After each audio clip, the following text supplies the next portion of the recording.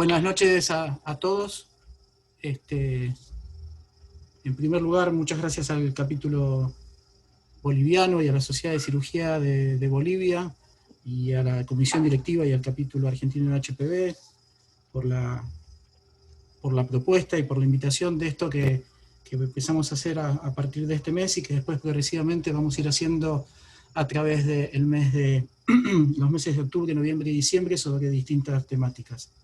Así que bueno, primero quiero agradecerle al doctor Juan Matera, que es el actual presidente del capítulo argentino de HPV, y a toda la comisión directiva por la posibilidad de organizar este primer evento, que en este caso va a ser sobre hiatidosis. Quiero también agradecer a la Sociedad de Cirugía de Bolivia y al capítulo boliviano de HPV por haber también aceptado esta propuesta, tanto al doctor Cristóbal Durán como a Mónica Vera, presidente de la sociedad. Muchas gracias. Así que bueno, vamos a empezar con el webinar. Le vamos a dar el lugar al doctor Gustavo Stork, que es staff del Hospital Leónidas Lucero, miembro también del Hospital Italiano de Bahía Blanca, un amigo, ex compañero de Fellow, que también se desarrolla como profesor adjunto de cirugía de la universidad, y bueno, nos va a hablar un poco de lo que es hiatidosis. Gustavo, cuando quieras compartir la pantalla. Ok, gracias, Emilio.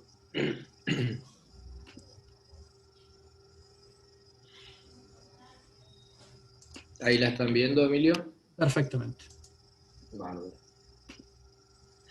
Bueno, gracias a vos, Emilio, al capítulo argentino, al capítulo boliviano, la Sociedad Boliviana de Cirugía, por esta invitación. La verdad que junto a Mariano, Guillermo y Juan Cruz, que somos los 4 cirujanos que trabajamos en esta especialidad hace unos cuantos años, es un gusto compartir esta enfermedad que para nosotros, los cirujanos hepáticos, es muy desafiante porque, bueno, justo nos toca estar en un área, en una zona del mundo, como ustedes ya saben, donde es bastante frecuente la presencia del equinococo granuloso, y nosotros incluso dentro de nuestro mismo territorio, fíjense como la prevalencia en algunas zonas es de 1 o 2 cada 100.000, y en el sur específicamente, en el área donde estamos más cercanos a nosotras, llega hasta 25.000. Así que por eso es un tema que sigue siendo vigente, y obviamente la cirugía sigue siendo el gol estándar en todo el mundo, y esto debido a que, bueno, los quistes hidatídicos en su historia natural, más de los 2/3 de los mismos siguen creciendo y siguen produciendo complicaciones. Por eso hablamos de que si bien es una enfermedad benigna, tiene un potencial maligno, y por ello hay que entenderla y tratarla adecuadamente desde el inicio. Bueno, con respecto al diagnóstico, las pruebas serológicas, históricamente se ha usado mucho el arco quinto, por lo menos en nuestro país, que es un test muy específico, pero hoy lo que estamos recomendando en todos lados es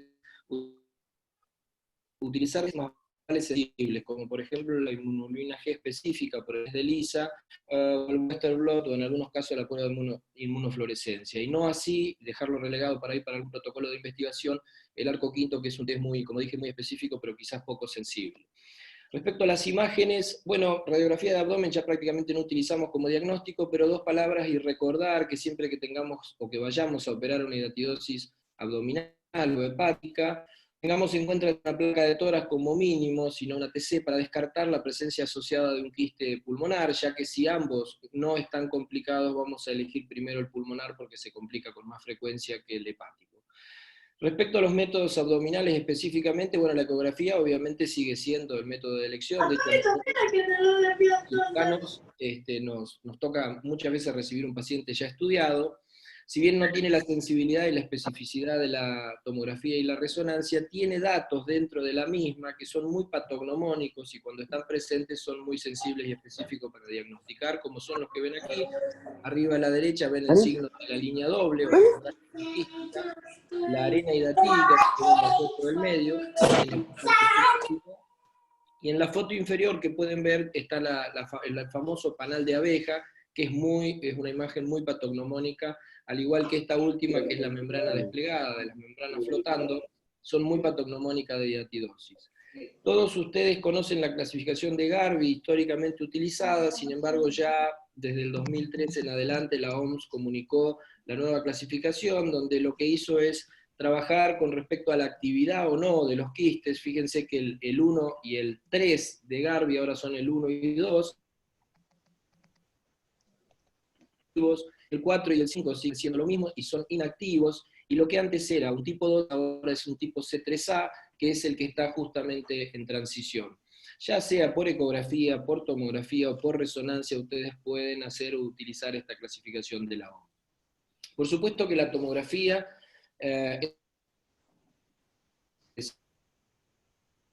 así en este caso con 23 quistes, tener una imagen estática para nosotros es muy importante los cirujanos, además de ver, por supuesto, todas las características del quiste,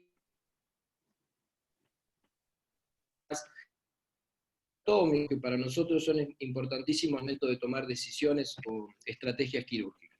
La resonancia aporta lo mismo y diría, aún los cirujanos hepáticos preferimos la resonancia, nos va a agregar esta cuestión de la colangio, puede haber migración de vesículas hija, puede haber desprendimiento de membrana, un montón de datos, y al agregarle incluso el gadolinio, reforzarla, no me voy a detener mucho. Esto simplemente, tanto en los tiempos T1 y T2, les muestro cómo este componente fibroso de la periquística hace que haya un halo hipointenso muy típico en la hidatidosis, que a veces en un tipo 1, difícil de diferenciar, es un hidatídico. Puesto que es fundamental para ver la relación con la vía biliar, en los quistes grandes, en los quistes complicados, como ven en estas imágenes, es bastante importante el uso de la misma. Con respecto a la colangio retrógrada, no decimos que es un método diagnóstico, pero sí lo tenemos que utilizar en bastantes ocasiones, fundamentalmente cuando los quistes están complicados, con síndrome esclerotiano o colangitis, y tanto en el pre como en el post, para prevenir o tratar una fístula biliar, como ustedes ya saben, porque estos quistes tienen una alta frecuencia de comunicación con la vía biliar. Bueno, metámonos un poquito en el tratamiento.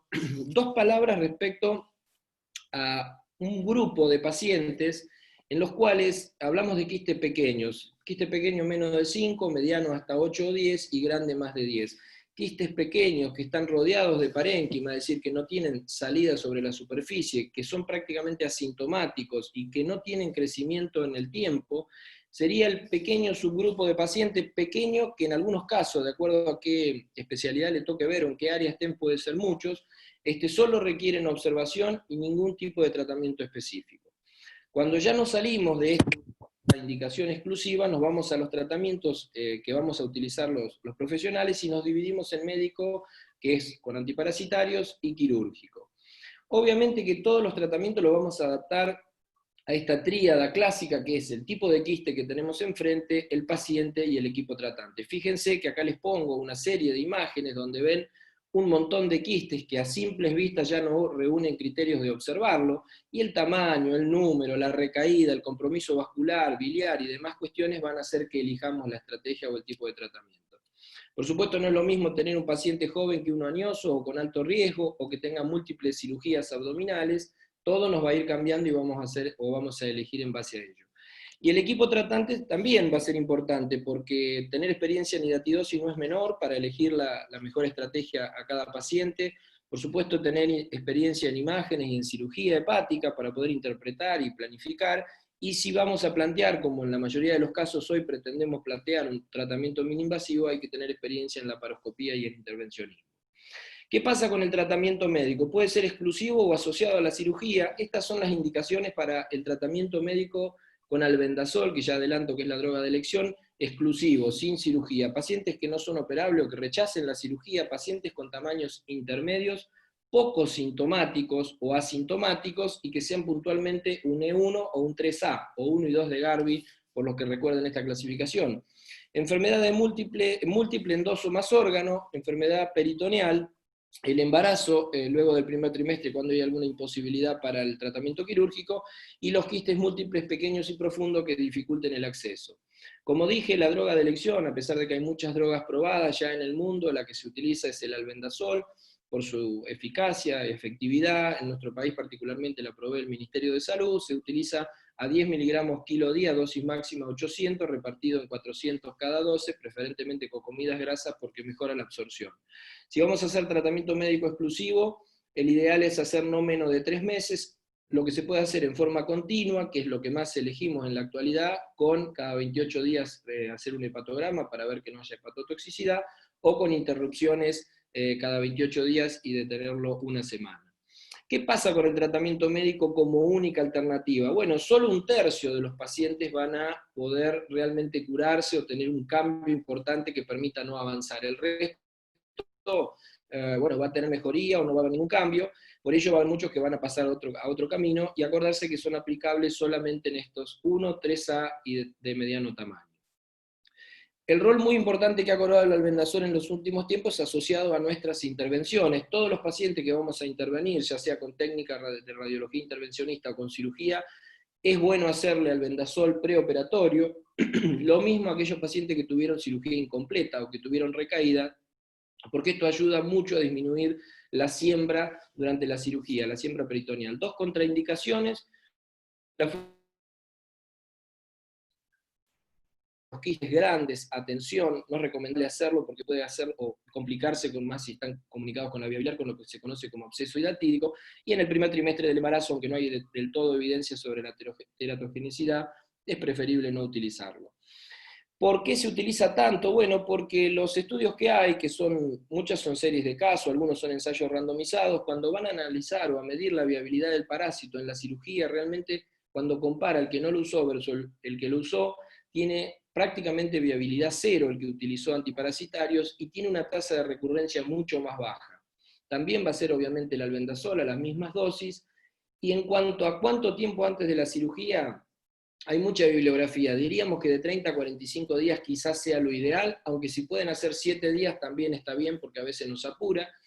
Y con respecto a cómo seguir luego de la cirugía, si es una cirugía radical cerrada, obviamente no es necesario seguir, se considera curativo, y si es una radical abierta o no radical, sería ideal completar los 3 meses. Metiéndonos ya en lo que nos interesa, ¿cuándo vamos a tener indicación absoluta de tratamiento quirúrgico? Bueno, los quistes muy sintomáticos, y los quistes complicados. Y algunas indicaciones relativas son estos quistes de gran tamaño o que crecen mucho en el seguimiento y de acuerdo a las características del paciente cuando son emergentes y están muy expuestos y en riesgo. Y por último, un grupo de pacientes que no es menor en algunas áreas rurales o endémicas, que es cuando el seguimiento no se puede hacer adecuadamente y uno prefiere a veces resolverlo antes que controlarlo, porque dijimos que tiene cierto potencial maligno esta enfermedad. ¿Cuáles son los objetivos en el tratamiento por la vía que hablemos y demás? Por un lado, la hidatidotecnia, esto es inactivar el material que infecta, prevenir la contaminación y eliminar, por supuesto, el contenido o el endoquístico. Y por otro lado, dentro de las estrategias que ya en el mundo todo se conoce como radical y conservadora, y que de hecho hay debate al respecto, se refiere a manejar la cavidad residual, es decir, a cuánto le vamos a dejar de remanente de quiste y tratar de evitar la recurrencia. Recién allí, cuando uno analiza todas estas cuestiones, va a pensar en la vía de abordaje y va a pensar en que de todo esto resulte la mayor tasa de curación con la menor morbimortalidad y la menor recurrencia posible. ¿Qué pasa con la hidatidotecnia para las técnicas radicales abiertas o las conservadoras? Bueno, el albendazol para nosotros se ha convertido como el principal factor en esta hidatidotecnia, ya que de hace muchos años no utilizamos más prácticamente, aunque se sigue utilizando, inyección intraquística de sustancias porque tiene su riesgo y la verdad que no el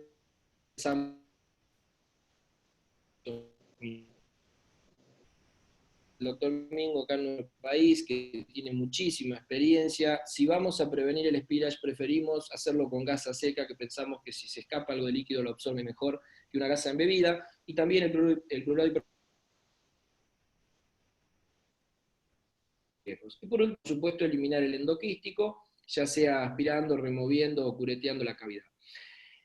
Un dato importante con respecto a evitar la recurrencia tiene que ver y recordar con esto de que por fuera de la capa cuticular entre la adventicia y el parénquima están los que se llaman las vesículas exofíticas, no las podemos ver y por ello cuanto más porción del quiste dejemos al hígado, más riesgo de recurrencia vamos a tener.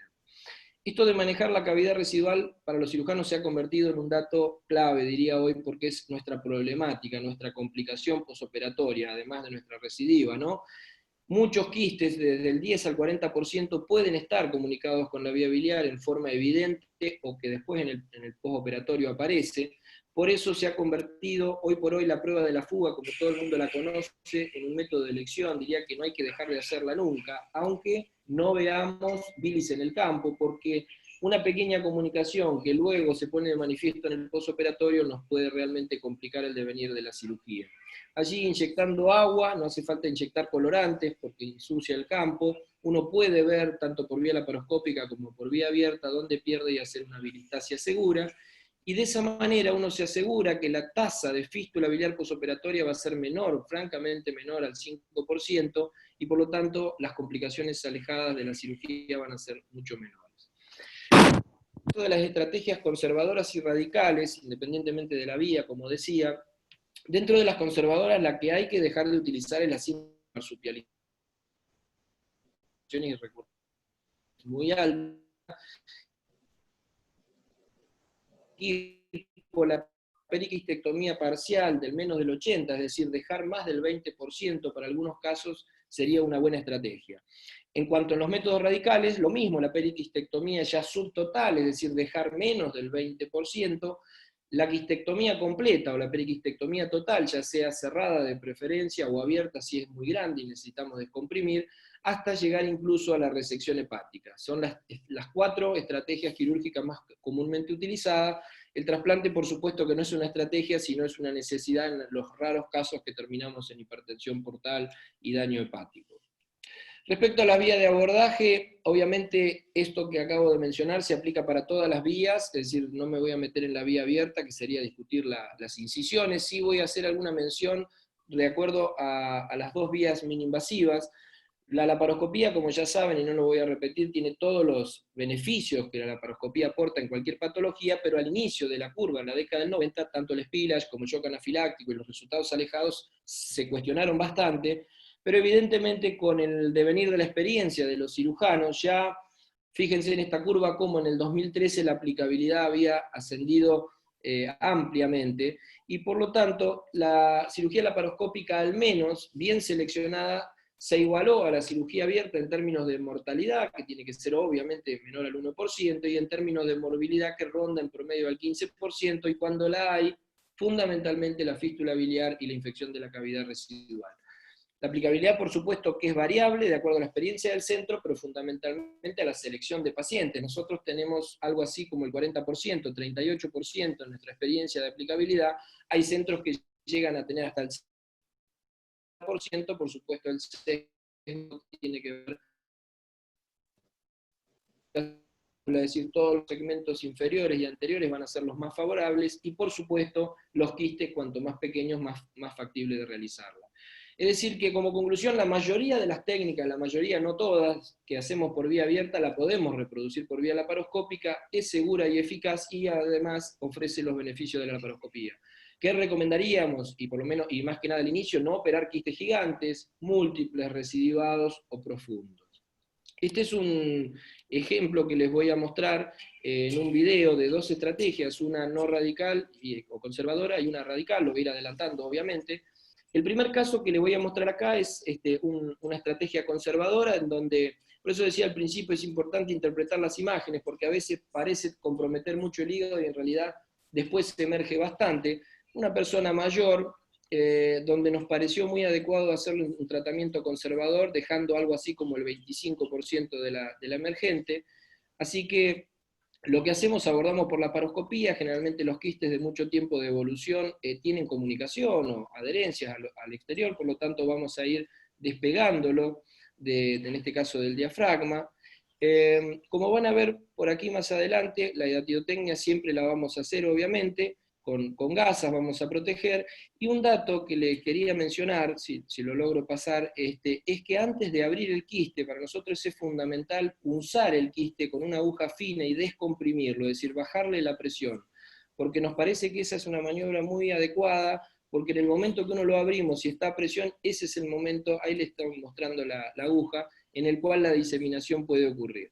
Después, por supuesto, una vez abierto con elementos de energía, ya sea monopolar o en este caso se hizo con ligayur, uno desprende todo lo que es el remanente del quiste y deja, como ven ahí, fíjense que la cantidad que estaba realmente adherida al parénquima era apenas el 20-25%. Esto que mencioné hoy de la cavidad es muy importante, y más en los quistes que van a quedar ubicados hacia superior. En este caso ya había bilis en el campo, es decir, era obvio que había una comunicación, pero a veces no lo hay. en este caso ahí lo están viendo, por eso lo que mencioné al principio de la prueba de la fuga, ¿no es cierto? Que ustedes lo que van a hacer es canurar el cístico, oprimir la vía biliar distal con una pinza traumática e inyectar a presión agua.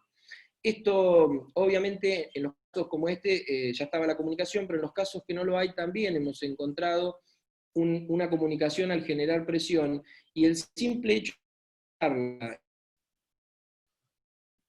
¿no es cierto?, hacer una bilistasa adecuada, evita todo el devenir del posoperatorio. En algunos casos, ustedes saben, sin extendernos, hay que drenar la vía biliar cuando hay una mala evacuación o lo que fuera. En este caso, simplemente con agregar, luego de una bilistasia adecuada y el control por radioscopía, un drenaje, es suficiente. Así que luego dejamos un drenaje abdominal y finalizamos la cirugía. En este caso que van a ver acá, que pareciera una lesión, realmente era gigante, tenía más de 10 centímetros, pero cuando uno la analiza está ubicado en la sección lateral izquierda del hígado, en segmento 2-3, y para los cirujanos que hacemos cirugía hepática y cirugía laparoscópica, obviamente se ha convertido en una cirugía, el gol estándar, como quien dice.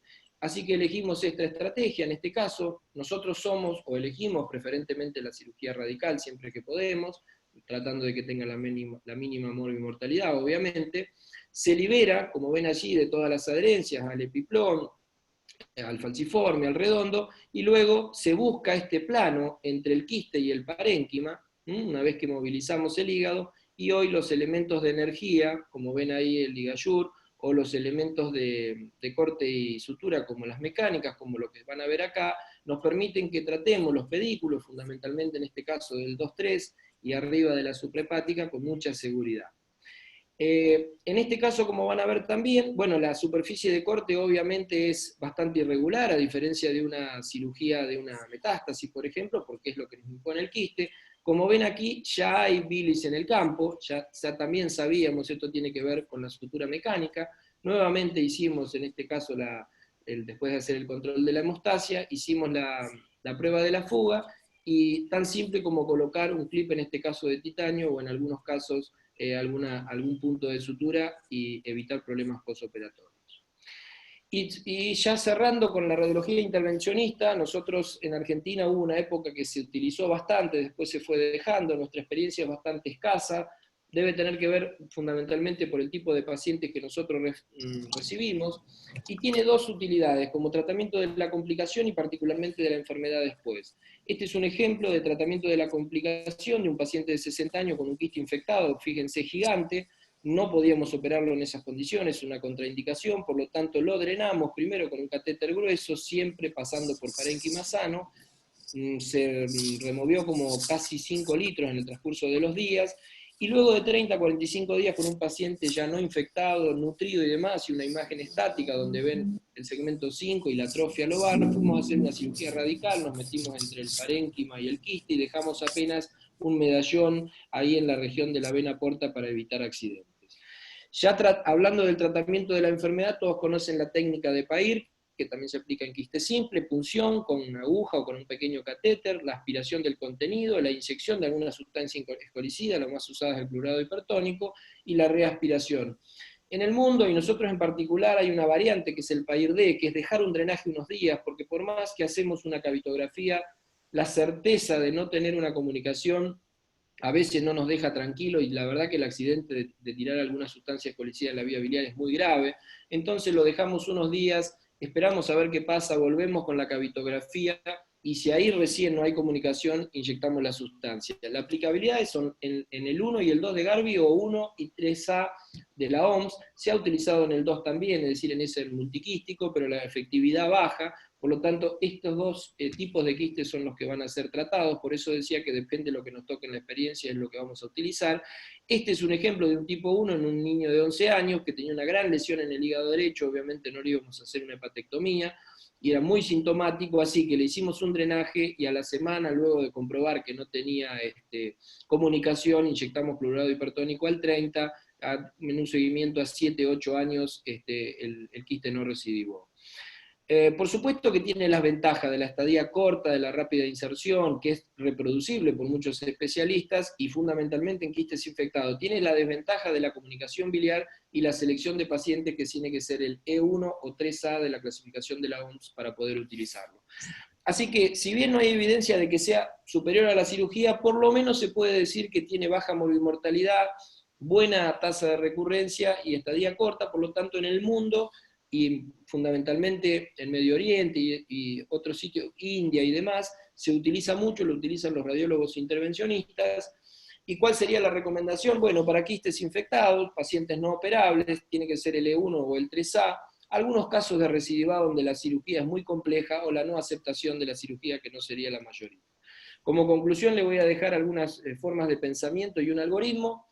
Enfrente a un paciente, lo que primero hacemos es tratar de priorizar la curación, es decir, tener el menor riesgo de recidiva, con una tasa baja de morbimortalidad, es decir, manejar bien y ver o elegir el paciente, elegir la estrategia de acuerdo al paciente que tenemos enfrente.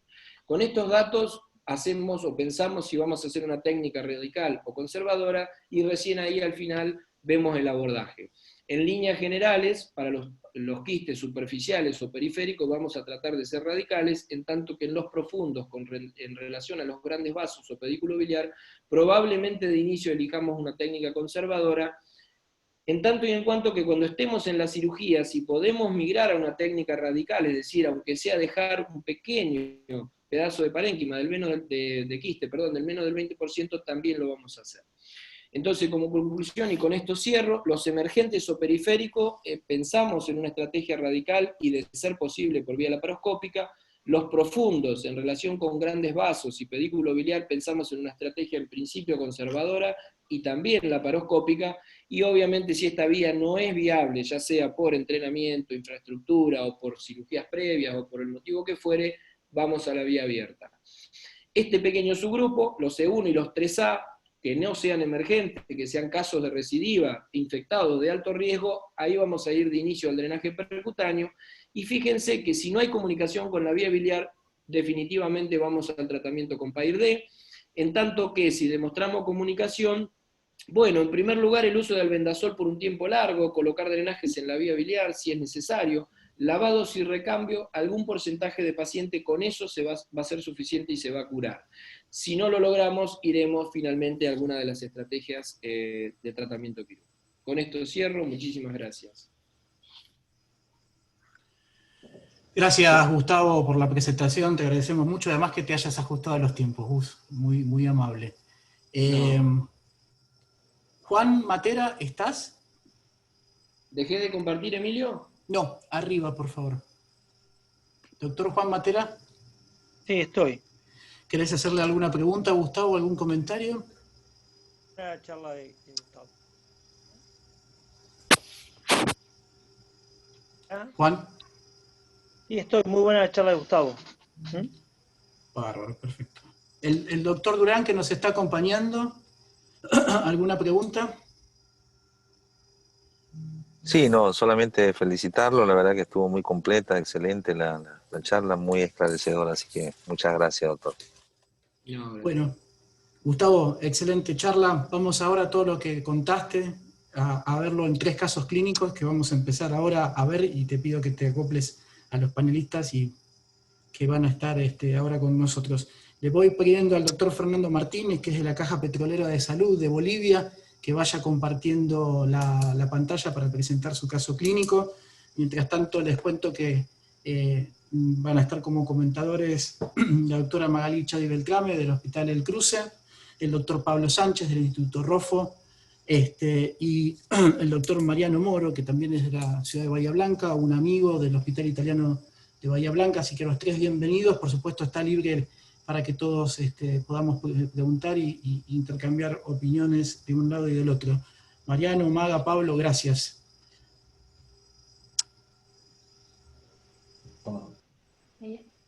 Fernando, cuando quieras, adelante. Hola, buenas noches. ¿Me escuchan? Perfectamente. Bueno, gracias. Un saludo a todos los amigos que siempre nos juntamos en algún congreso. Comentar un poco que mi formación fue con el maestro Mazzariello, que seguramente muchos lo han conocido, en el viejo hospital Rivadavia, allá en la década de los 80-90. Bueno, excelente, primero decir muy excelente la presentación de Gustavo. Y Ahora yo voy a presentar un caso que prácticamente es una antítesis de cuanto dijo Gustavo, porque es un caso en el que doy prioridad al tratamiento percutáneo. Voy mostrando el caso clínico de una paciente de 77 años, procedente del sur de la provincia de Bermejo, que es límite con la provincia de Salta. Esta paciente fue diagnosticada en un hospital de Salta con quiste hidratídico en hígado y en el vaso. La paciente estuvo indecisa de operarse o no allá en la Argentina, y como tiene un seguro que le cubre todas las asistencias, se le optó por agarrar su seguro a nivel nacional y fue derivada a Santa Cruz, donde yo vivo, con el diagnóstico de quiste hidratídico. Bueno, venía con una nota del médico que la derivaba, haciendo referencia a que había tenido pruebas positivas para quiste hidratídico, que tenía tomografía, que la paciente no trajo, y por lo tanto hicimos un nuevo estudio tomográfico y ecográfico. Hicimos un estudio de laboratorio que prácticamente es normal, pero su clínica venía con un dolor progresivo, gravativo, leve en ambos hipocondrios, que se fue acentuando paulatinamente en los últimos meses hasta que acudió a la consulta. Dolor de no muy de baja intensidad relativamente. También refería a episodios de dispepsia, estreñimiento, la paciente chagásica. Tenía antecedentes quirúrgicos de histerectomía y apendicectomía. Tuvo dengue 3 años antes. Ya, en el laboratorio, hematocrito 34, un poco bajo, tiempo de protrombina 96, un leucograma normal. Me llamó la atención sin eosinofilia, química y hepatograma normal. En la tomografía se observan 2 quistes grandes, uno en el hígado, lóbulo derecho, segmento 7-8, bastante grande, y el otro de mayor tamaño que estaba ocupando la mitad inferior del vaso. Ambos quistes bastante relacionados con la pared abdominal posterior y con la pared abdominal anterior, como van a observar. Se observaron algunas calcificaciones intraquistes y una colelitiasis. Estas son las imágenes de la tomografía. Como ven en la imagen de la derecha hay una calcificación flotante. Aquí les enseño otras imágenes. Se ve la calcificación. No hay dilatación de vía biliar, no veo ninguna otra relación patológica. El quiste del vaso, como lo ven, también tiene su calcificación. En la otra proyección, igualmente se observa un quiste en el lóbulo posterior bastante grande y ambos quistes acá. Estas son más imágenes, no sé si se observa bien. Este es un corte sagital, donde se observa el colon bastante con aparentemente divertículos, que sí se confirmaron divertículos en el colon. Bueno, en la hidratidosis, aquí la pregunta, ¿cuál sería la conducta? Imagino que hay una conducta definida, quirúrgica. A ver, empezamos. Mariano Moro, en este momento, con este paciente, con esta sintomatología.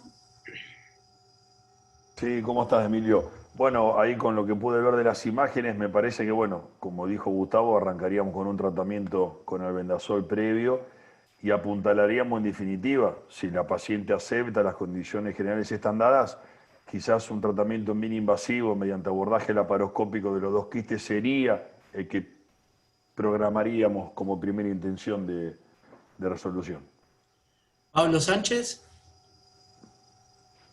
Yo estoy de acuerdo con Mariano. primero tratamiento con albendazol durante un mes y después intentaría un abordaje laparoscópico de los 2 quistes. Perfecto. Maggie, ¿algo distinto? Ay, perdón. Sí, la verdad que estoy de acuerdo. Albendazol y con la edad de la paciente también iría por un abordaje bien invasivo, laparoscópico. Perfecto. Yo no me acuerdo, Fernando, ¿vos mostraste una colangio-resonancia o son todas tomografías? Perdóname porque en algún momento... son todas la misma tomografía. Perfecto. La misma tomografía, con contraste. Le pregunto a los tres, ¿el quiste es periférico? ¿Tiene un quiste en el vaso? ¿Es mandatoria la resonancia en este caso? Mariano, Pablo. No tuvo ninguna alteración del hepatograma tampoco, ¿no? No, ninguna alteración. Emilio, ¿te puedo aportar un dato ahí? Dale, Gus. Hay criterios ya publicados para establecer factor de riesgo de fístula o de comunicación biliar. Este no reuniría ningún criterio, excepto el tamaño, pero es periférico, no tiene colestasis, etc. Es decir, podríamos no hacerle una colangio-resonancia o una resonancia, digamos. Gustavo. Sí. Gus. ¿Se escuchó lo que dijo? No, Marianito, adelante, por favor. No, que repito un poco lo de Gustavo, que nosotros en líneas generales si podemos complementar con resonancia, más allá de que este paciente, como dice Gustavo, quizás es de bajo riesgo para comunicación biliar, también está bueno ver el contenido intraquístico, si tiene múltiples tabiques, y la resonancia para eso es completa. Y más si se va a indicar un abordaje percutáneo, ¿no? Donde hay que tener en cuenta que si tiene múltiples cavidades en un quiste multiloculado, el percutáneo por ahí pierde un poco de indicación, como decía Gustavo cuando los clasificaba. En este paciente quizás, si no cuenta con resonancia, tampoco sería tan imperioso tenerla. Nosotros siempre tratamos de complementarlo, con resonancia más colangio-resonancia. Perfecto. ¿Pablo? Sí, también. A ver, depende mucho de la disponibilidad que uno tenga, ¿no? La verdad que la tomografía esa es muy buena, es excelente, y si uno no tiene disponibilidad de una buena resonancia, como muchas veces pasa, por lo menos en Argentina, es preferible tener una buena tomografía a una mala resonancia, con lo cual, si lo único que uno puede hacer es eso, me quedaría con eso. Ahora, si yo le puedo hacer una buena resonancia, le haría una resonancia. Tampoco entonces crees que es un mal juicio médico si no contás necesariamente tenerla. No. Para nada. Emilio, lo único que no se vio acá, porque acá sabemos las características del paciente y las características o lo que nosotros vamos a hacer como equipo tratante. Lo que yo no pude ver acá es el tipo de clasificación de la OMS, que con la ECO ya le podemos preguntar a Fernando, quizás ya nos puede decir, si es un 2 o 3 este tipo de quiste. No lo Fernando. sé. Estaríamos hablando del GARVI2, ¿no? Un GARVI2. Bien. ¿Querés algún comentario más? Por favor, aquellos que quieran hacerlo por el chat o por el chat de Facebook. Si no, Fernando, por favor, adelante. Bien. Decidimos realizar un tratamiento mixto, clínico y quirúrgico. Entonces empezamos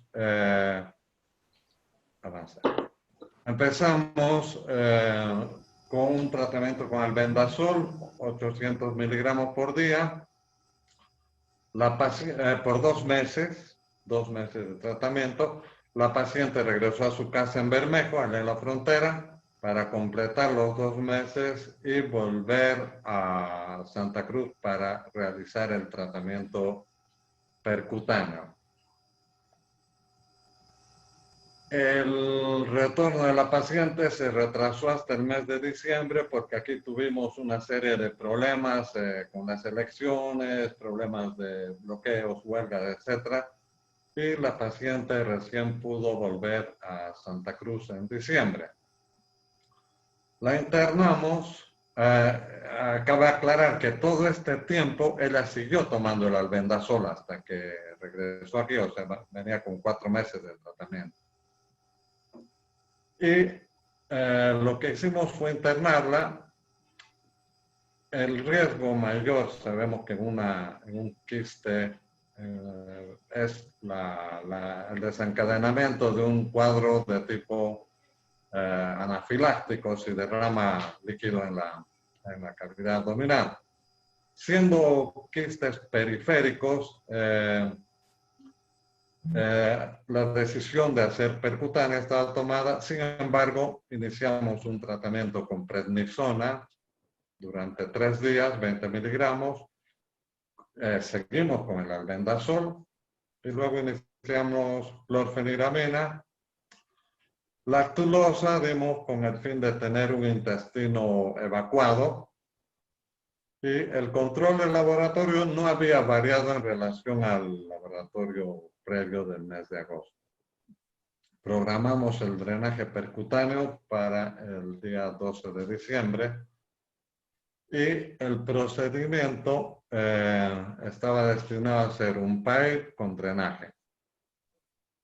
En tomografía, porque hicimos todo el tratamiento con guía tomográfica, que podríamos haberlo hecho con guía ecográfica también, pero no tuvimos un buen equipo de ecografía, por lo tanto decidimos hacer con guía tomográfica, con anestesia local, previa a la intervención, inyectamos clorfeniramina, hidrocortisona, profilaxis con ciprofloxacina, analgesia y una sedación con midazolam, una sedación bajita. Acá les muestro cómo hicimos el marcado de los puntos por donde íbamos a acceder en el penúltimo espacio intercostal derecho posterior. Como ven, marcamos con un electrodo común que se usa en cardiología.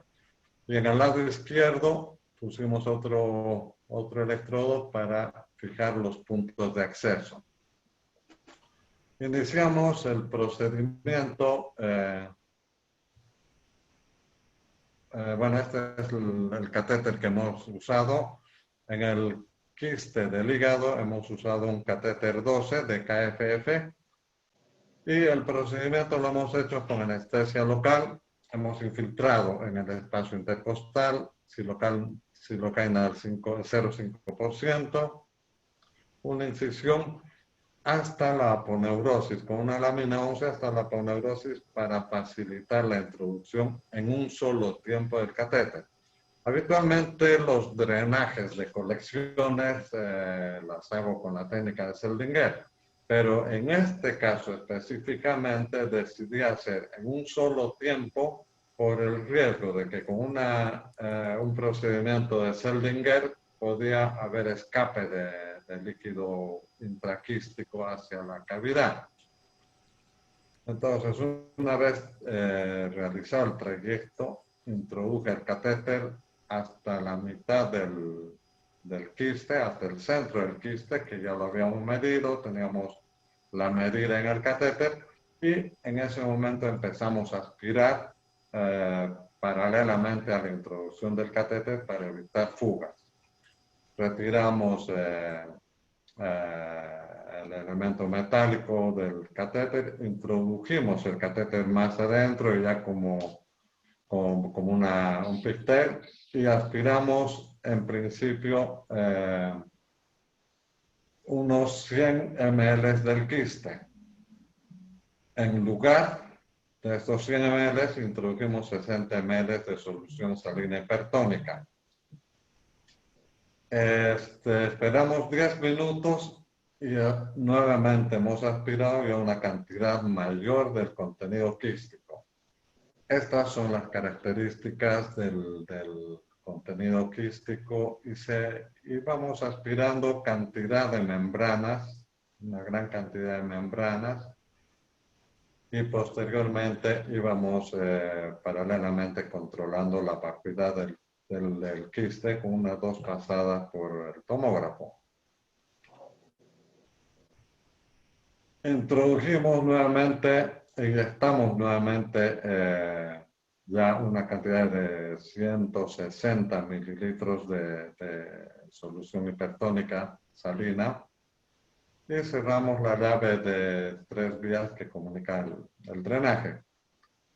Y nos dirigimos hacia el lado izquierdo, hacia el quiste del vaso, en el cual procedimos de la misma manera inyección, infiltración con silocaína en los planos de la pared abdominal, incisión mínima hasta aponeurosis, introducción de un catéter más grande en el lado del abdomen, un catéter 14 de la misma marca, y aspiración. Aclarar en el lado izquierdo, que me olvidé mencionar, en el quiste del hígado, aspiramos en total una cantidad neta de unos 600 mililitros de contenido quístico. Y en el quiste esplénico aproximadamente 800 mililitros.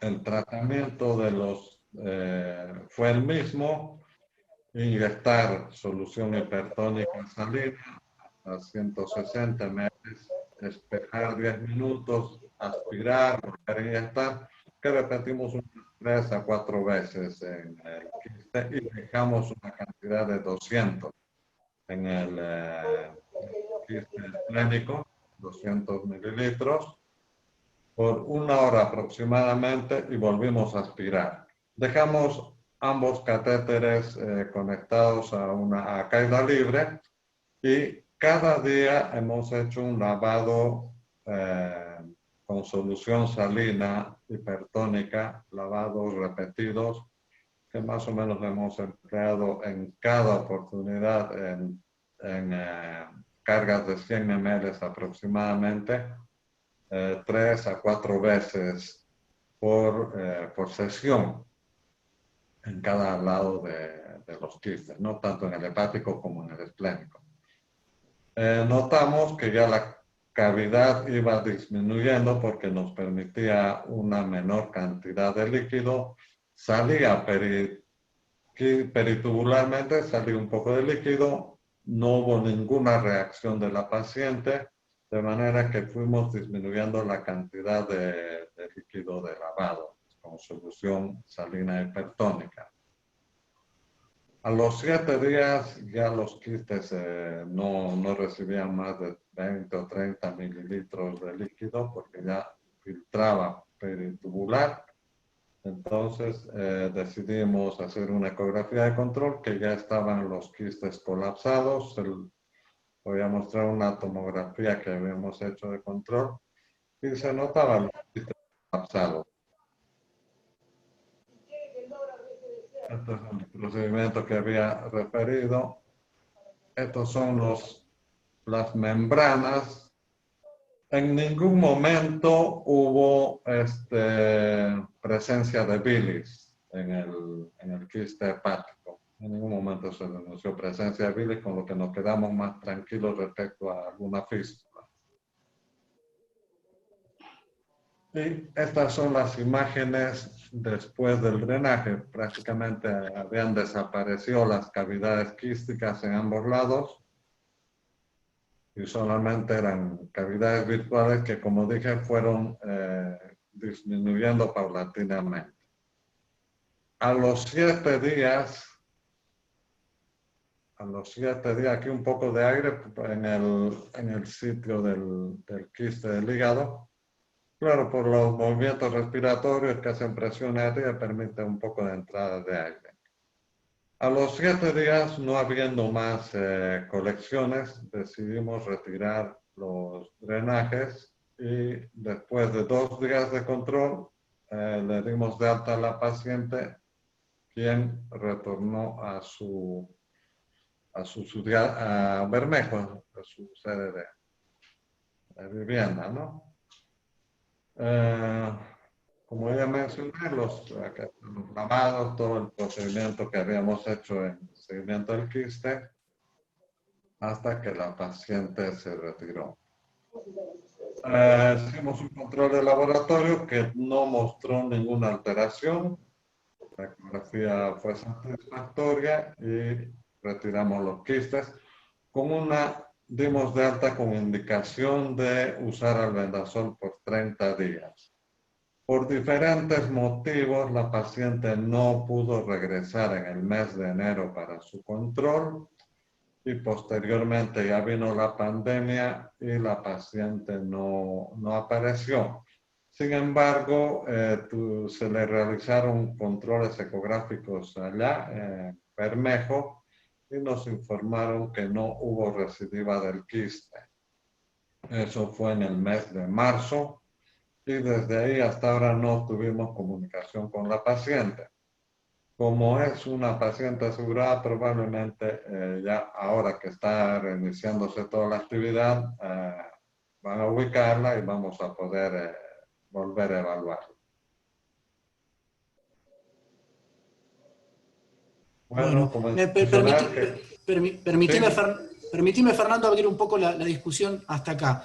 Mariano y Pablo, que habían dicho de la posibilidad del abordaje laparoscópico, ¿están de acuerdo con este procedimiento? ¿Les parece que es una opción viable o ustedes lo hubieran operado directamente por vía laparoscópica? Yo lo hubiese operado directamente. Me parece que cuando uno, así sea una técnica radical, con una quistectomía total o una quistectomía parcial, tiene menos posibilidades de recidiva. La paciente está, bueno, si bien ahora no ha tenido recidiva, el tema es que con cuánto tiempo después, porque es bastante controvertido, cuánto tiempo después seguir con albendazol para el seguimiento. Porque si uno mira las guías, los pacientes que no tienen un tratamiento completo quirúrgico, el tratamiento con albendazol se debe posponer hasta 6 meses posoperatorio. Entonces, me parece que en esta paciente va a tener siempre una chance de que tenga una recidiva. Y mi opinión es que lo hubiese abordado laparoscópico porque me parece que la radicalidad que uno puede tener es mucho mayor. Mariano. Sí, opino igual que Pablo, igualmente, bueno, Fernando mostró que con estas técnicas también en pacientes seleccionados puede ser útil. Yo tengo dos preguntas para hacerle, una por la punción del vaso y otra por la punción del quiste hepático. Más allá que, como vimos, era mucha emergente, o sea, también eran casos favorables para el tratamiento laparoscópico. La pregunta con respecto al quiste de vaso es si pasó por parénquima esplénico o directamente punzó la pared del quiste, porque en semejante volumen líquido la seguridad de que no filtre nada periaguja y pericatéter es bastante improbable. Y en segunda medida, cuando drenó el quiste hepático, daba la sensación como que tenía un color un tanto amarillento. Antes de dar clorurado hipertónico y demás, mandan a hacer fisicoquímico del líquido del quiste para ver si hay pigmento biliar, porque me dio la sensación que punzaron y una vez que lo evacuaron pusieron clorurado hipertónico. Esas son las dos preguntas y bueno, los felicito por la resolución. Habrá que ver, esto es en etapa temprana, ¿no? Ver a largo plazo cómo evoluciona. Y si se planteó también en vez de un mes, bueno, el paciente lo perdió, ¿no? Si lo hubiera dado por ahí 2 o 3 meses de posoperatorio para completar la terapia con albendazol. Fernando. Sí, sí, en la punción en la primera punción no me impresionaba como un líquido biliar. No tenía a disposición en ese momento tampoco un físico químico que lo mandamos después, pero no mencionó que hubiera líquido biliar. En el quiste esplénico la punción fue directamente por la pared. Como era un quiste grande, con un adosamiento bastante adherente a la pared abdominal, no atravesé parénquima esplénico. Fue directa la punción. Gracias, Fernando. Muchas gracias. En cuanto al tratamiento, sí, la idea era mantener, como dicen las guías, unos 6 meses con albendazol, que fue el comentario que hicimos con los médicos que la veían allá y que nos informaron de la ecografía. Gracias, Fernando. Eduardo Houghton, que estás con nosotros acá en el Zoom, vos que haces un montón de procedimientos mini-invasivos, ¿qué opinión tenés? Hola Emilio, hola a todos. Bueno, gracias por darme la palabra. Creo que está bien el tratamiento, aunque en lo personal creo que en aquellos casos en los cuales la cirugía no es compleja, como en este, por ejemplo, quistes muy grandes, así que están bien en la periferia, la cirugía laparoscópica me parece que resuelve más rápido, con menos tiempo de internación y probablemente con menos tasa de recidiva que el tratamiento percutáneo. Pero es una alternativa válida también. Gracias, Eduardo. Mali. Una sola cosa, perdón. Adelante. Con respecto a atravesar parénquima esplénico, es peligroso atravesar parénquima esplénico porque tiene alto riesgo de sangrado poner un catéter atravesando el parénquima esplénico. Eduardo, coincido con vos, pero hemos puesto más de una vez en abscesos esplénicos, drenajes percutáneos, y casi necesariamente muchas veces tenés que pasar. El riesgo de sangrado existe, pero no es una contraindicación como para hacerla. Te pregunto tu opinión. No es una contraindicación, pero si uno puede, yo trataría de evitarlo. Totalmente, estamos de acuerdo, pero no. Te digo el absceso en particular porque muchas veces está intraparenquimatoso y en este está emergente. Y es que supongo que es, Mariano, tu pregunta, ¿no? Sí, por supuesto. Primero para ver si lo había hecho, porque obviamente uno conoce los riesgos de punzar a través de parénquima esplénico, pero el riesgo de diseminación en un quiste totalmente líquido, de ese tamaño que sacó 100 y pico de mililitros, punzar directamente el quiste también es un riesgo que hay que tenerlo en cuenta. Entonces hay que ver por qué riesgo uno tiende a preservar, digamos. Si evita la diseminación, hay que hablar con el paciente y hay que entrar a través, aunque sea mínimamente, de parénquima. Que yo creo que si ponemos el catéter rápidamente y con un paciente sedado, no en este caso, como dice Fernando, que trabajó con anestesia local, ¿no? Donde por ahí el paciente le molesta la punción y todas las maniobras que uno hace, pero hay que evaluar a ver para qué lado tiende uno, ¿no? Si evitar o disminuir la chance de diseminación o de sangrado. Pero estoy totalmente de acuerdo. Maggie, ¿con tu comentario? No, sí, tenía la misma duda que Mariano respecto de si no era un poquito bilioso la punción hepática. Quizá en ese momento la posibilidad de hacer medición ahí de bilis hubiese sido ideal. Pero después otra pregunta también, si no se habían, ¿por qué directamente se planteó percutáneo si habían tomado en cuenta en algún momento hacer alguna resolución laparoscópica en este caso? ¿O no tenían la posibilidad? No sé. No, en realidad directamente el planteamiento fue hacer tratamiento percutáneo, uno por la localización del quiste en la parte bastante alta del hígado, ¿no? Y me pareció que hubiera sido más fácil evacuarlo por punción percutánea. En relación a la punción del quiste esplénico, sí, muchas veces yo he drenado abscesos esplénicos y sí he atravesado parénquima esplénico. Evidentemente el riesgo de sangrado está, pero la verdad que no he tenido esa eventualidad.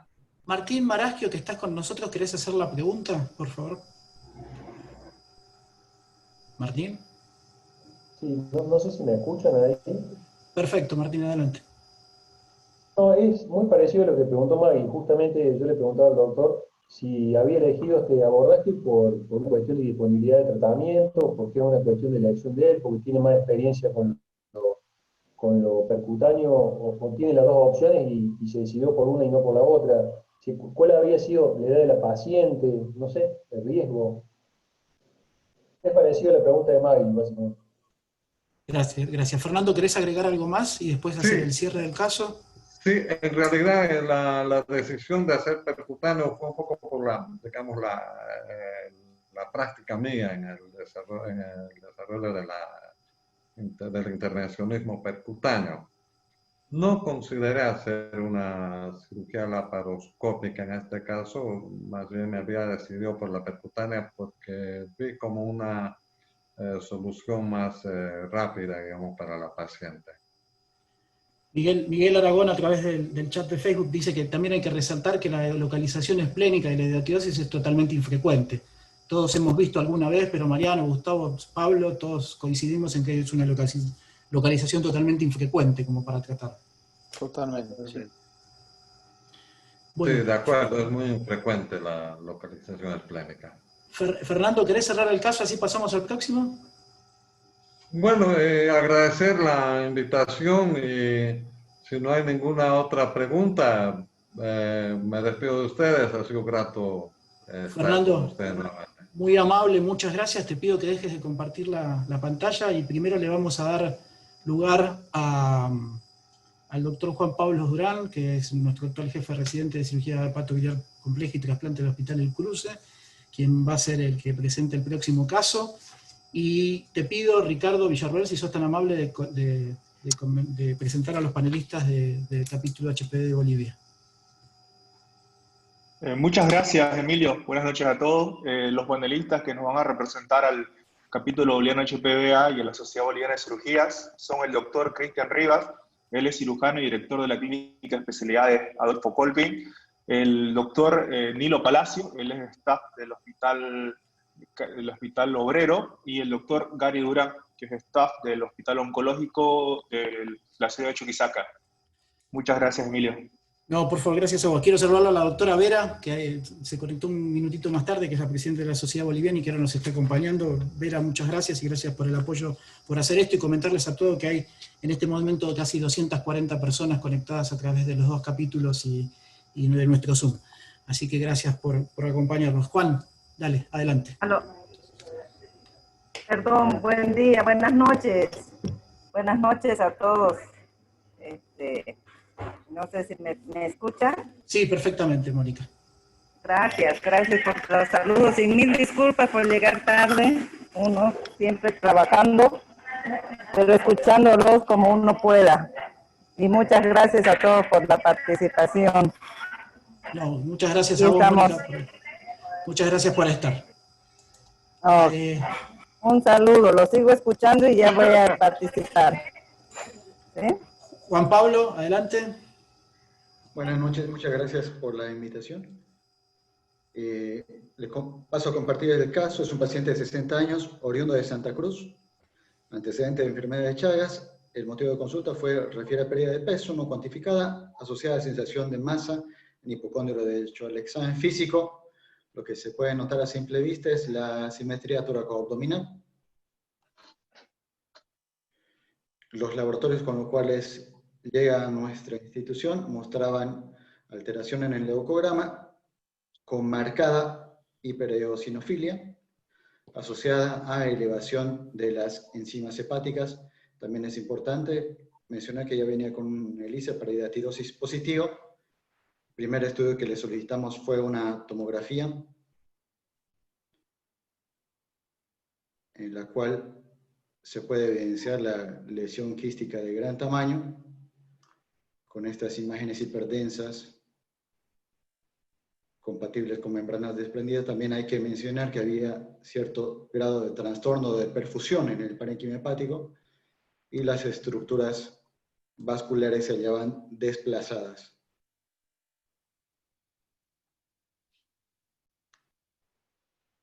También se puede notar cierto grado de hipertrofia del lóbulo izquierdo. Una reconstrucción o cortes coronales nos muestran el grado de desplazamiento del diafragma derecho, la gran lesión quística con las membranas. También puede ver la parte vascular entre la vena porta, la arteria izquierda, la derecha, cuyos ramos derechos se hallaban disminuidos en calibre. También se realizó colangioresonancia que no mostraba dilatación intra ni extrahepática, ni comunicación entre la imagen quística y la vía biliar. En este punto, pregunto a los comentaristas o a los panelistas qué conducta tomarían, si realizarían un tratamiento médico, alguna conducta quirúrgica de entrada, tratamiento médico más conducta quirúrgica, o asumirían una conducta expectante. Cristian, ¿tu opinión? Bueno, buenas noches a todos. Un caso bastante interesante. Por las imágenes podemos ver que no hay un gran desplazamiento del diafragma, pero aparentemente no hay compromiso pulmonar. Yo más plantearía un tratamiento médico más conducta quirúrgica por vía laparoscópica inicialmente. Nilo.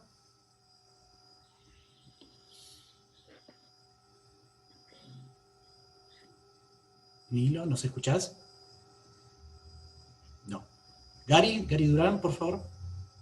Buenas noches. Bien, estoy de acuerdo con Cristian. El tratamiento médico, una semana, y hacerle la resección laparoscópica del quiste, ¿no? Gustavo, Mariano, ustedes que hacen mucho la paroscopía, ¿este quiste lo abordan por la paroscopía o abierto? Es un tema interesante. Yo estaba pensando, lo que les mostré hoy, hay que tener cuidado con el albendazol en este paciente por la tensión, el absceso hidatídico posterior. Cuando tuvimos problemas fue justamente con este tipo de pacientes. En este no le haría, como dije, de 30 a 45 días preoperatorio y le haría quizás muy poquito. Bueno, este paciente es el ideal para hacerle cirugía radical y si fuese por vía laparoscópica estaría bueno. No digo que hay que descartarla, lo que sí descarto es el percutáneo, absolutamente. En la experiencia nuestra, que tenemos varios de estos así grandes, la gran mayoría los terminamos resolviendo por vía abierta. ¿Por qué? Porque para ser curativo acá, casi seguro hay que hacer una quistectomía total o una hepatectomía, ¿no? Pegarse en el plano, como si fuera un hemangioma. Y por vía laparoscópica, a semejante tamaño, mínimamente nos obliga a abrirlo para trabajar. Y con semejante quiste nos da la chance de que lo contaminemos. No digo que lo descartemos, seguramente por ahí Mariano piensa lo mismo, podemos poner la cámara e intentar, pero una vez que estamos ahí adentro, el no perfecto control de la lesión nos haría cambiar automáticamente la conducta. Acá hay que pensar en seguridad y curación. Gustavo, Mariano, supongo que estás totalmente de acuerdo con Gustavo. Sí, estoy, mientras hablaba Gustavo, estaba pensando un poco en las imágenes. ¿Me escuchan? Sí. Que decía que mientras hablaba Gustavo pensaba en las imágenes. Creo que tiene dos cosas importantes a tener presente. Una es el volumen. En algunas situaciones, cuando hemos abordado algún quiste voluminoso de este tamaño, lo hemos pinchado a través de un margen, o sea, de manera transhepática para poder vaciarlo. Hablo de abordaje laparoscópico, y ya trabajar con un quiste sin presión interna. Y el otro punto es que tiene un tamaño importante, con lo cual la chance de comunicación biliar es altísima, a mi modo de ver. Estaría bastante discutido. Estamos de acuerdo que va a tratamiento médico y después cirugía, pero yo opino como Gustavo. Yo no recuerdo la edad del paciente, pero me parece que intentaría ofrecer una cirugía resolutiva y creo que de la manera más efectiva quizás sería con una cirugía abierta. Fernando Dueck, que estás con nosotros, ¿qué opinas? Fer.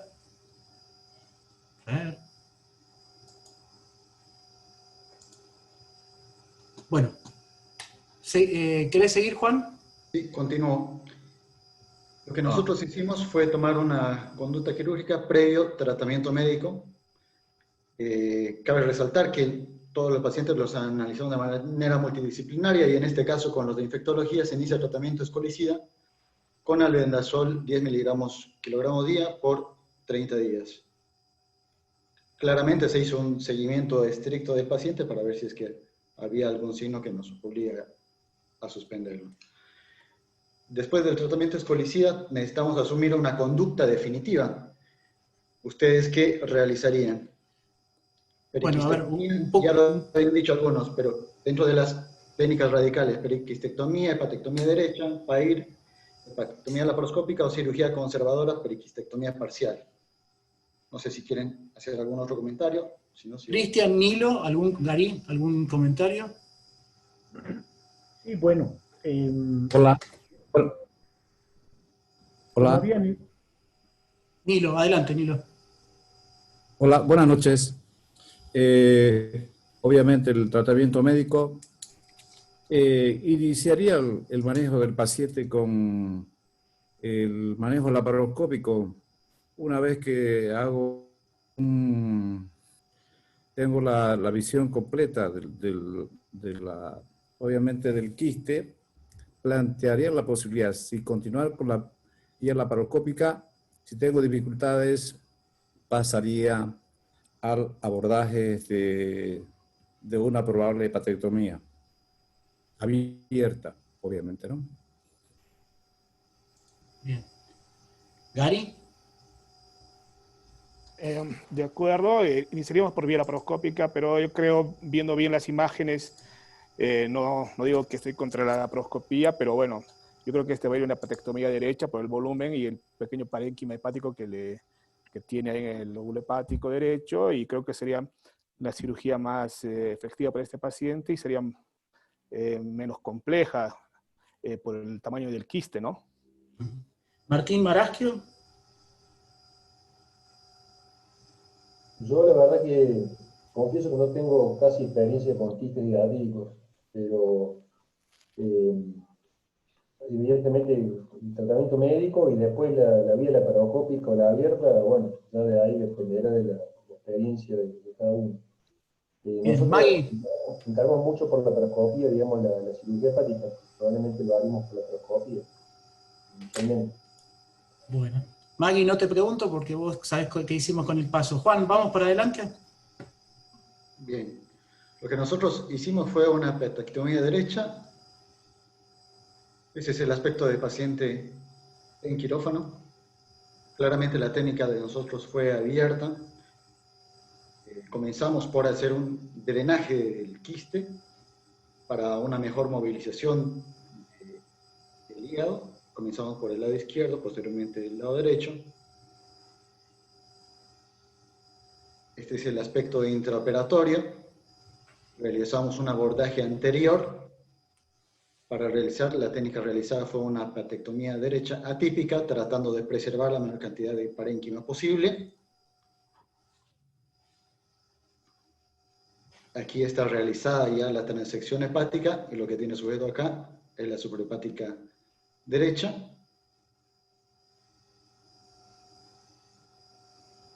Al realizar la liberación del quiste que se encontraba adosado al diafragma, no encontramos un plano de clivaje, por lo que se hace una resección, incluyendo el diafragma, que posteriormente se realiza una rafia y colocación de un tubo de avenamiento pleural. Cabe resaltar que en el abordaje del parénquima hepático, el pedículo vascular, tanto portal, arterial y biliar, fue abordado intraparenquimatoso. Como último gesto, al concluir la hepatectomía, se realiza una colangiografía intraoperatoria para verificar que no haya fuga. Este es el aspecto final. Se trató de preservar la mayor cantidad de parénquima posible. Es así que en el control postoperatorio le voy a mostrar que el segmento 8 se encontraba parcialmente completo. Esta es la pieza quirúrgica. El quiste aproximadamente medía 30 centímetros de diámetro. Son las membranas que contenía dentro. La anatomía patológica nos mostró... Mostrá la foto, Gaby. Me pasaste la foto más interesante en un minuto. Que esto no creo que... Lo vemos poco nosotros, por lo menos. No sé, Mariano, Gustavo, usted que tiene más experiencia que nosotros en el sur, si lo ven esto habitualmente. ¿Vos te referís al tamaño? Al tamaño y al contenido.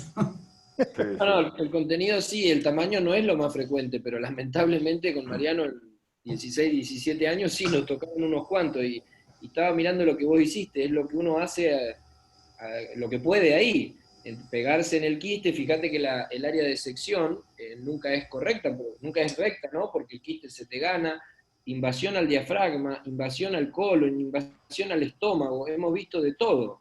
Esto es lo que pasa con los quistes de gran tamaño y que tienen calcio y que llevan mucho tiempo de evolución. Realmente son problemáticos. Sí. Yo te soy sincero, Gustavo, cuando llegamos a la suprahepática derecha adiviné que estábamos ahí, porque no sé cómo llegamos a la suprahepática derecha. Sí, tal cual. Es muy lindo tener el cavitrón cuando uno lo puede no descomprimir. En este caso lo tuviste que descomprimir por el gran tamaño y pegarse entre la adventicia y el parénquima y la Kelly también, ¿eh? Y te lleva. Es fantástico. En este caso lo tuviste que descomprimir porque era inabordable, pero esto es lo que haríamos tal cual. Sí, tal cual. ¿Cari? Hola. No, perfecto. Es una conducta adecuada y lo que se veía venir. Mariano. Muy bien resuelto. No, una cosa importante, creo que la punción les permitió, que nosotros en algunas situaciones lo hacemos, porque es como que te deja un espacio visual que no tenés con el quiste totalmente lleno, así que la punción es recontraválida. Y la otra cosa que hacemos, que bueno, obviamente lo arrancamos haciendo con las metástasis, vos, Emilio, también. En líneas generales casi no dejamos tubo de tórax, porque hacemos la sutura del diafragma con rafia y dejamos una K11 metida y le decimos al anestesista que empiece a insuflar a presión máxima y una vez que está totalmente expandido, retiramos la K11 y cerramos el diafragma sin necesidad de dejar tubo. Lo digo porque la verdad que no recuerdo que hayamos tenido que repunzar un pulmón, porque en algún momento estuvo comunicado con la que había abdominal por excesión de diafragma y que después cayó en terapia del pulmón. Y la verdad que nos ha ido muy bien, lo digo como experiencia así de grupo de trabajo. Cristian, Nilo. Sí, me parece bárbara la resolución, muy, como comentaron anteriormente, una hepatectomía típica. Sin embargo, yo quiero hacer un poco hincapié todavía en el abordaje laparoscópico. Y bueno, hay que mediar, hay que ver un poco las capacidades y las habilidades del equipo quirúrgico y del expertise que tengan en este tipo de casos. Y una opción válida es igual vaciar el quiste y por la periquistectomía o la hepatectomía laparoscópica, siempre y cuando se tenga las condiciones, los elementos, los instrumentos y el entrenamiento adecuado para este tipo de resolución por técnica laparoscópica. Y siempre sabemos como cirujanos, pues si esta opción no nos falla, tenemos el abordaje abierto a continuación para darle la resolución al paciente. Me parece un caso muy interesante y muy buena la resolución. Bárbaro. Hola. Sí, Juancito. Sí. ¿Continúa? Perdón. Sí, doctor. Doctor Durán, excelente caso, felicitaciones. Es una hepatectomía no reglada porque hay un compromiso importante del diafragma. En estos casos cambia las estrategias y entonces la conducta es muy correcta, el abordaje abierto. Y lo que sea uno de los doctores, obviamente uno termina entrando a tórax y estoy muy de acuerdo. Felicidades. Muchas gracias. Continúo. Bueno, el informe de anatomía patológica, tejido hepático con áreas necróticas y hemorrágicas, presentando cavidad quística de pared fibrinoide, conteniendo estructuras quísticas parasitarias de paredes laminadas, identificándose ganchos birefringentes. Continuamos con el posoperatorio. Este paciente recibió, es importante decirlo, albendazol durante 2 meses más, que es habitualmente el protocolo que tenemos en el hospital, y se hizo un seguimiento tanto por imágenes como por laboratorio. Esta es la imagen 2 meses posoperatorio. Podemos identificar que todavía tiene el segmento 8, que es ese, y la hipertrofia de todo el lóbulo izquierdo del hígado. Esa es la fase arterial. Esa es la fase portal. Y bueno, el paciente siguió en controles postoperatorios con imágenes 6 meses después y posteriormente al año. Eduardo, te planteo, Houghton, ¿vos crees que este caso tiene algún lugar para la técnica de PAIR o el abordaje mini-invasivo?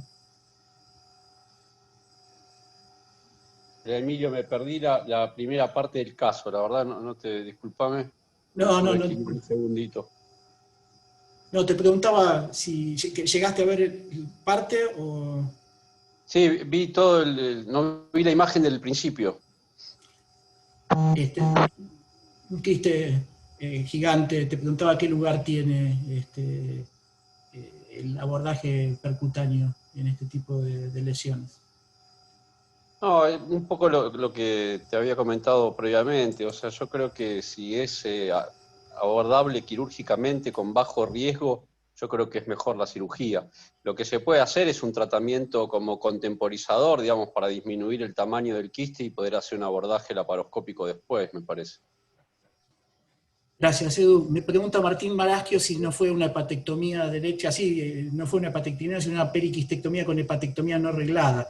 Y la verdad es que sí, como vos decís, salió la mayor parte del lóbulo derecho, que estaba atrófico, y entonces es una hepatectomía derecha atípica, o depende si uno toma la clasificación de Brisbane, no es la mejor nomenclatura, pero sí es una hepatectomía derecha, o una hepatectomía no reglada, para hablar, digamos, técnicamente en forma correcta. Juan, ¿querés cerrar el caso? Sí, no tengo nada más que agradecerles y hasta otra oportunidad. Muchas gracias. Bueno, gracias, Juancito. Les quería preguntar a Gustavo y Mariano, que tienen experiencia, quizá con estos quistes grandes que pueden comprometer diafragma, si van preparados, tienen alguna malla de Gore-Tex o algo por las dudas que tengan que hacer un reemplazo, o nunca tuvieron ¿qué experiencia tienen en eso? En el quirófano siempre hay mallas, pero la verdad nunca tuvimos que poner una malla por un compromiso tan grande, digamos. Y sí es bueno, siempre que hacemos cirugía de la enfermedad que sea, esta podría ser una, el especialista de la región que corresponda siempre está avisado, digamos. Es decir, nosotros tenemos la suerte de estar en un hospital, en el Italiano de acá de Bahía Blanca, que hay especialidades, están todas las especialidades. Entonces, siempre el especialista está avisado porque si habría que llegar a esa instancia, probablemente lo convocamos para que él tome la decisión. Y de hecho, siempre esto que comentó Mariano, lo de los tubos, lo hemos ido consensuando con el especialista en cirugía torácica. No nos tocó, Mariano, no sé si estoy olvidándome algún caso que hayamos tenido que poner una malla, pero no recuerdo, por hidatidosis no recuerdo. No, la verdad que no. Siempre dio para cierre primario el diafragma, a pesar de tener orificios importantes. Pero sí recuerdo que alguna vez que lo he planteado con Pablo Tentoni, que es el especialista que está en el sector, con una malla de prolene aparentemente soluciona lo resuelve. O sea, no esperarías tener un Gore-Tex, por ejemplo, con una malla de prolene. No, con una malla de prolene sí. Aparte de ese nivel, esa altura, no creo que traiga mayores inconvenientes, no. Le hago una última pregunta a todos que está aquí en el chat. Si cuando se punzaba, yo digamos, me abstraigo del caso, si lo que punzamos es bilioso, ¿hubiera cambiado en algo la conducta para ustedes? Cuando llenamos el contenido del quiste. No. ¿Pablo? No, para nada. Yo creo que estoy de acuerdo con lo que decía Martín Marás, que me parece que lo que hicieron es una quistectomía total. O sea, se pegaron al quiste. Lo que pasa es que terminó siendo una hepatectomía derecha típica porque el quiste había invadido todo el lóbulo derecho, por lo menos lo había atrofiado. Pero no, me parece que la conducta no hubiese cambiado.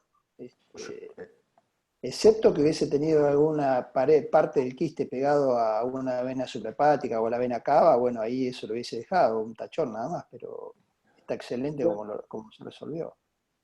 Eso quería comentar. Claro, creo que tampoco lo hubiese abordado, me parece, por vía laparoscópica, porque no era un caso sencillo para la laparoscopía. Sí. Eso quería comentar, aportando a lo de Pablo. Acá es o radical subtotal dejando el medallón contra la suprahepática, la cava o la porta para no tener un accidente grave, y de hecho tiene una tasa de recurrencia bajísima igual, o la quistectomía total, jugársela. Pegarse en el plano, y bueno, como obviamente estaba comprometido los vasos que nombraron, se lo tuvieron que llevar. La hepatectomía la hizo el quiste. Es decir, ya al haber comprometido la irrigación de la porta derecha, el hígado que estaba funcionando era el izquierdo, y una porción del superior ahí del 8, que es la que quedó. Así que coincidimos todos en que fue esto, una resección, una quistectomía, es una técnica radical, quistectomía, pegado al plano del quiste, y que se llevó los vasos de cercanía, la porta y la suprahepática. Yo creo que si se hubiera hecho una técnica conservadora iban a estar cerrando comunicaciones biliares con seguridad, porque semejante quiste con tanta profundidad es prácticamente muy escasa la posibilidad de que no tenga comunicación biliar alguna. Así que herir por la periquística es la técnica ideal, porque por lo menos va por tejido sano y la chance de bilirragia se comporta como si hicieses una patectomía por cualquier otro tipo de enfermedad. Si dejamos pared de quiste pegada, yo creo que iba a ser un problema. Bárbaro, muchas gracias. ¿Qué? Perdón, Gustavo, ¿me decías? No, que el manejo de la cavidad residual y la tasa de fístula que ibas a tener si dejas una porción grande de pared es muy alta, es muy complejo. Hola. Sí. Creo que el comentario de las fístulas biliares, creo que son más frecuentes en las periquistectomías que porque tenemos más posibilidades de tener fístulas a pesar de hacer las resonancias o las colangiografías, pero ya en este caso, en los casos abiertos, en las hepatectomías, las posibilidades de fístulas creo que son menores porque tenemos mayor control. Sí. Bueno, muy bien. Seguimos ahora, vamos a terminar con el último caso. Pablo, si querés compartir tu pantalla, y los invito a todos para que comentemos entre todos el caso de Pablo.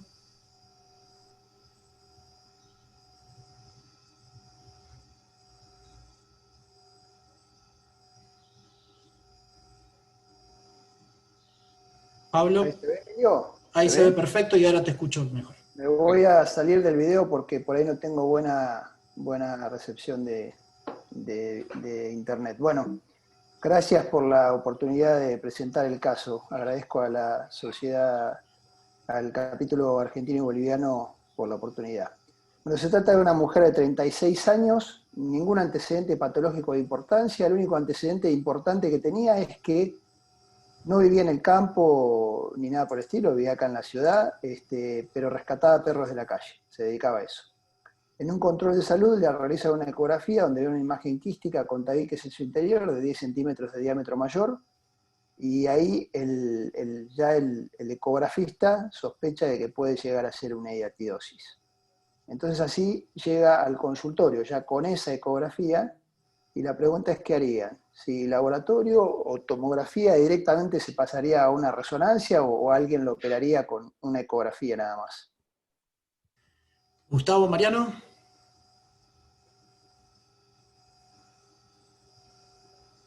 Gus. Ahí abrí el micrófono, Emilio, porque estoy con mala también. Yo también.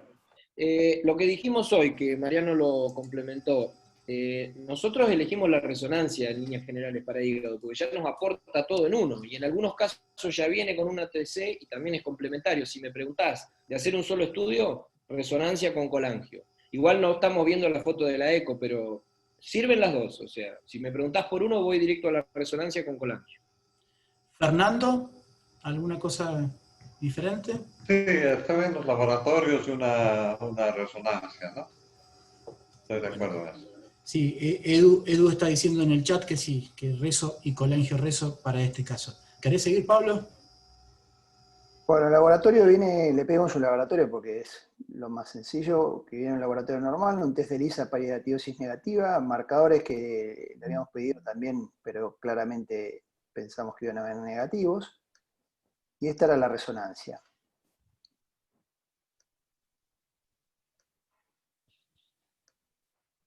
Esta era la imagen más clara. ¿Alguien tiene algo para aportar de esto? Maggie. ¿Puedes volver a pasarlas, Pablo? Por favor. Vuelvo para atrás. Ahí. Una lesión bastante pegada a la vesícula, donde se veía como no se sabe si es una membrana interna o un quiste dentro del otro. Y esta bastante clara que se ve donde se ve con cuelga del segmento 6. Tenemos de esto también, Pablo. Está muy lindo el caso.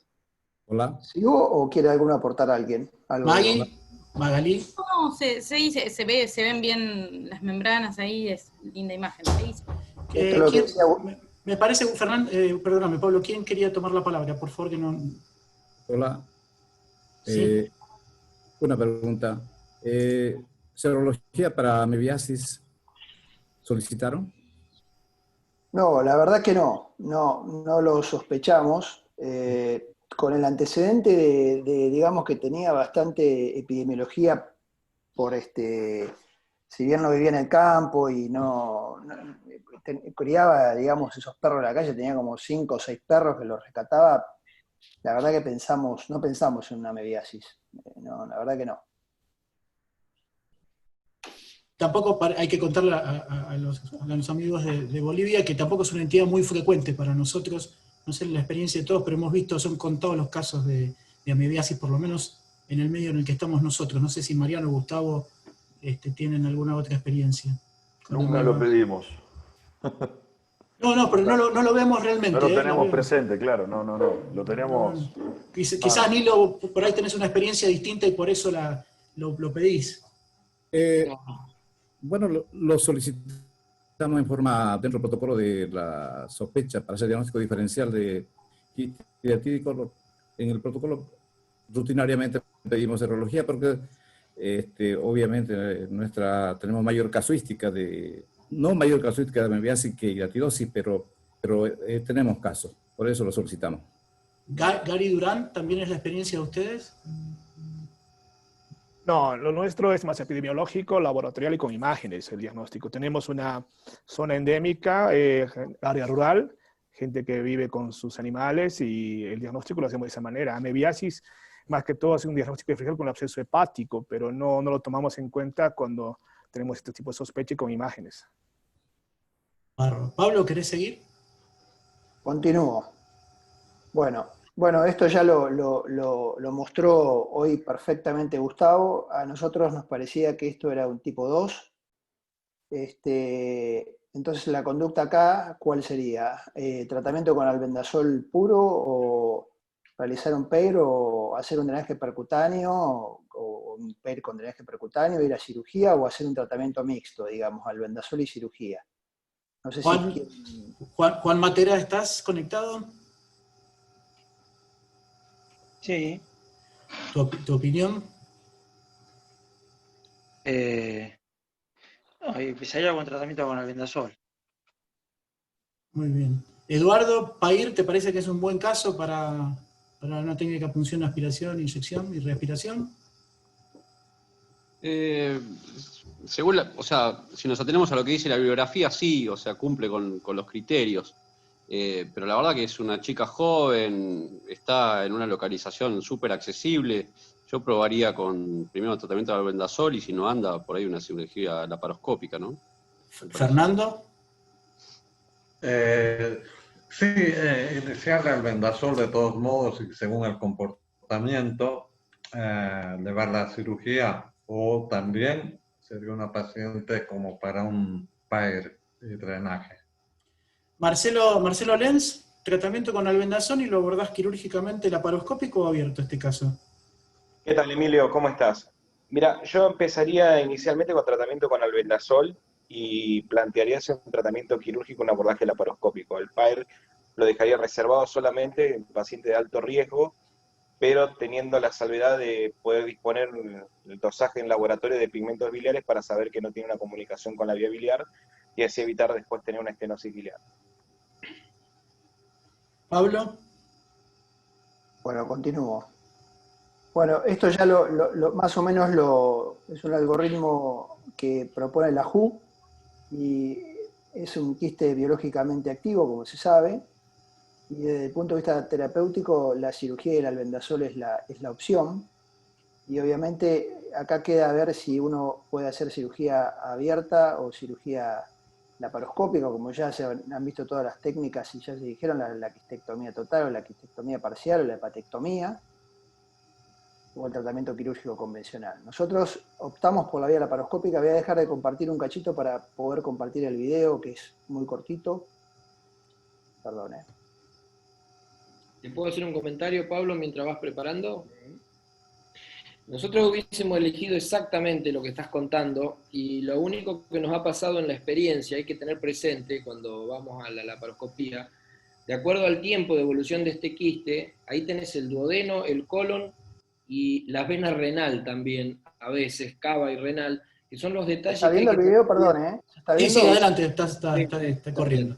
Sí, habla, Gustavo. No, esos datos iba a decir, si es un quiste joven, no, se va a despegar fácil, y después lo que queda va a ser fácil porque va a ser una quistectomía pegándose por el plano en el parénquima. Hubiésemos elegido lo mismo, pero sí nos ha pasado en quistes viejos, calcificados, que invaden esas estructuras, hay que tener mucho cuidado y control de lo que es el sangrado y las lesiones viscerales. Bueno, lo que vos contabas, Gustavo, tenía un montón de adherencias, ¿sí? Usamos un ligayur, habitualmente usamos el armónico, que nos parece mucho más amigable, por lo menos a mí, pero en este caso usamos ligayur. Voy a adelantar un poquito para... Tenía adherencias bastante firmes y en algún momento por ahí era difícil saber dónde terminaba el colon y dónde empezaba el quiste.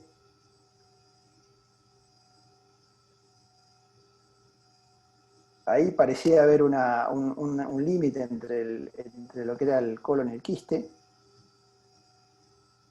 Pero bueno, se pudo ir despegando bien. Adelanto un poquitito. Acá es el borde inferior del quiste. Llegamos a... Ahí está el duodeno, como ven acá abajo. Ahí empieza la zona difícil, digamos. Sí. Pero ahí una vez que abrimos esa membrana, esa lámina, digamos, de peritoneo, la verdad que se abrió y el quiste se despegó completamente. Eso, la verdad que fue la parte más fácil. Ahí hicimos, como el quiste también tenía mucha tensión, hicimos la aspiración. No obtuvimos bilis, la aspiración completa. y siguiendo los consejos de un amigo que se llama Mariano Moro, le puso un endoloop. Me pareció, la verdad que me pareció muy bueno para evitar que haya digamos, una pérdida de líquido. Y después de eso comenzamos ahora van a ver cómo se ve el quiste. Pero después de eso comenzamos la quistectomía total. Estaba muy cercano a la vesícula, pero no estaba adherido ni tampoco le invadía. Esto la verdad que no nos gusta tanto el ligayur, porque el ligayur para nosotros provoca bastante humo, es un poco más lento para cortar, pero bueno, a veces uno con lo que la prepaga le ofrezca lo tiene que ir utilizando y lo que tenga. Ahí nos fuimos pegando al quiste, a la adventicia y haciendo una quistectomía total, como decíamos previamente. Teníamos cargado el pedículo por las dudas, pero la verdad que no fue necesario hacer un clampeo. En un momento ahí al final y en la punta tuvimos un poquito de sangrado. Pablo, te hago una pregunta en este punto. ¿Ustedes cuando hacen las hepatectomías laparoscópicas siempre preparan un Pringle? Sí, siempre reparamos el pedículo. Así sea... ¿Y en este caso lo habían preparado? Sí, lo tenemos por ahí preparado. Pregunta Marcelo Lenzi, ¿lo abordaste con la técnica americana o francesa? La posición del cirujano. Francesa, porque me fue más cómodo. En realidad las hepatectomías las abordamos casi todo francesas. Yo opero americano, lo que es vesícula, por ahí gavillar, pero lo que es hepatectomía, francesa. Gustavo, Mariano. Generalmente... Dale. No. Ahí, disculpame, Gustavo, ahí era donde tuvimos un pequeño sangrado, que ahora, bueno, le hicimos un punto, hicimos un poco de hemostasia con electrocoagulación.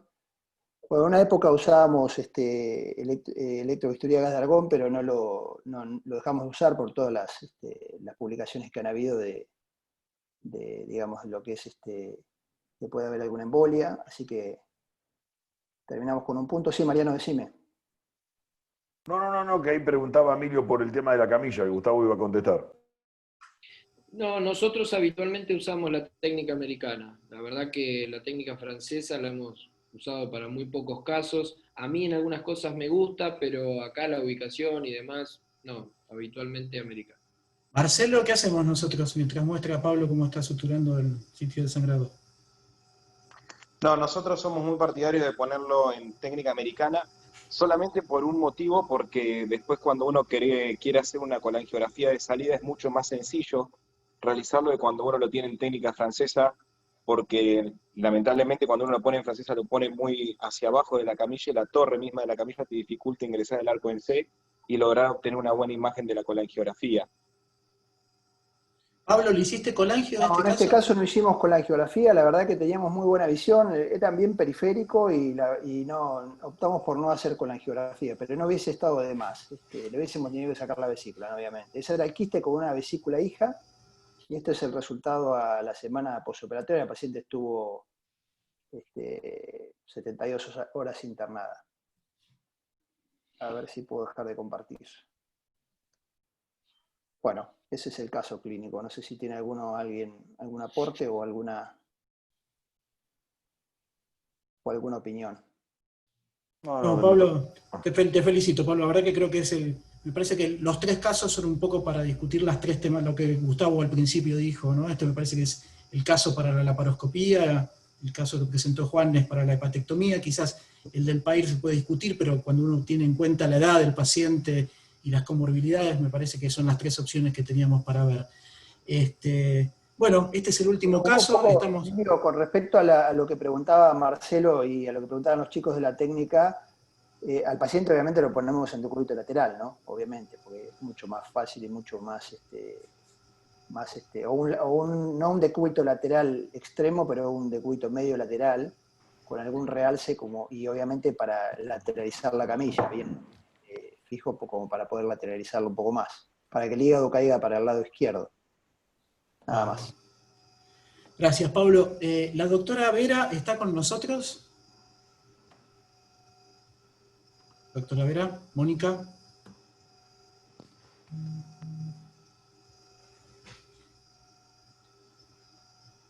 Perdón, hola. Te escuchamos bárbaro. Gracias, Mónica. Gracias. Mil disculpas hoy día, realmente estaba todo preparado, pero las emergencias son imprevistas, ¿no? Realmente los temas súper interesantes, súper lindos. A mí me gusta técnica francesa, pero el hecho de la con la angiografía, el del aparato es pues muy importante, ¿no? Y no se puede definitivamente con la francesa, tiene que ser americana, ¿no? Un punto que me ha convencido. Saludarlos a todos. Bueno, muchas gracias, Mónica, y gracias por la colaboración. Gary. Emilio, una pregunta para Gustavo, o Mariano Moro, o para el panel. ¿La colecistectomía la hacen de forma sistemática o la hacen de forma selectiva? Y siempre, por ejemplo, a veces uno lo hacen cuando no tienen radioscopía, lo hacen con solución fisiológica, lo hacen hiperpresión o con azul de metileno. ¿Qué experiencia tienen ustedes, Gustavo? Sí, lo que conté hoy, te diría que todo lo que es cirugía hepática es sistemático, hepatobiliar, digamos. Colorantes no usamos y sí usamos en hidatidosis la prueba de la fuga. Esto acá quizás es distinto porque me metió en parénquima, ¿no es cierto? No sería tan en ir a buscar en el remanente.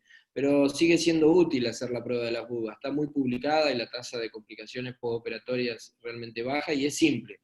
Cuando no podés porque el cístico desemboca muy abajo y no te deja clampear a distal de la entrada del catéter, bueno, obviamente no lo hacemos, ¿no? Pero sí, como dijo Pablo, quizás siempre le sacamos la vesícula y más en cercanía. Esto nos permite hacer la prueba de la fuga y eliminar una posible colecistitis posterior o problemas futuros. Así que... Emilio, quiero complementar algo. Sí, adelante. Complementar algo de lo que preguntó Gary recién y dijo Gustavo.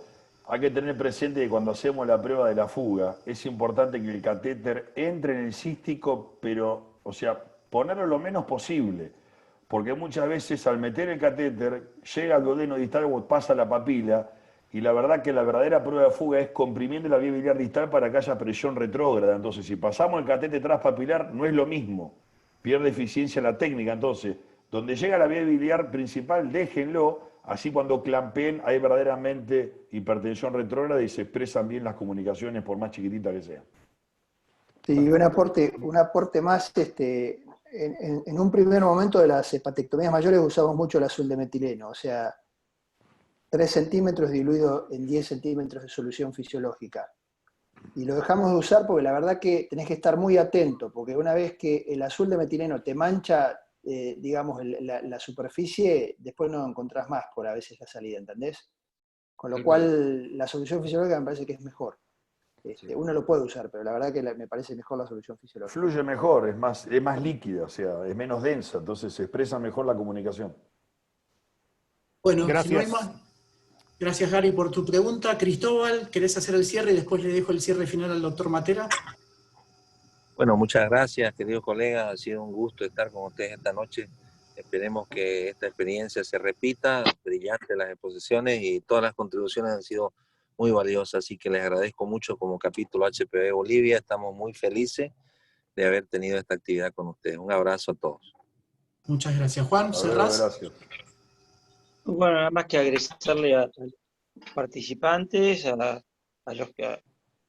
Gustavo Tor por su buena presentación. Los casos han sido muy interesantes que se han presentado y la discusión enriqueció a todos. Muchas gracias y saludos a Mónica y a Cristóbal Durán por otro encuentro. Hemos tenido varios encuentros este año y espero que se sigan repitiendo. Muchas gracias, saludos a todos. Gracias, buenas noches a todos. Muchas gracias por participar. Gracias, buenas noches. Buenas noches.